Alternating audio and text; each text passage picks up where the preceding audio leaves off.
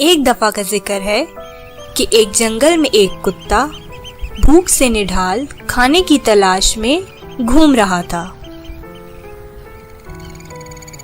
اس نے بہت ڈھونڈا لیکن اسے کھانے کے لیے کچھ بھی نہ ملا۔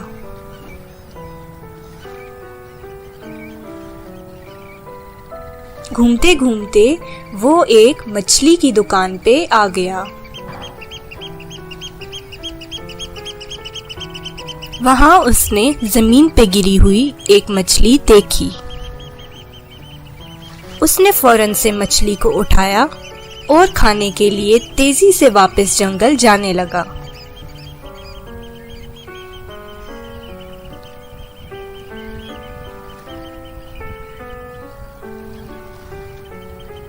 جب وہ ندی پار کرنے لگا تو اس نے اپنا عکس پانی میں دیکھا اور سوچنے لگا کہ کوئی اور کتا ندی میں مچھلی پکڑے کھڑا ہے۔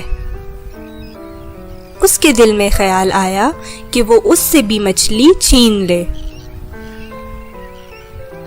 لیکن جیسے ہی اس نے مچھلی چھیننے کے لیے منہ کھولا تو اس کی اپنی مچھلی بھی ندی میں گر گئی۔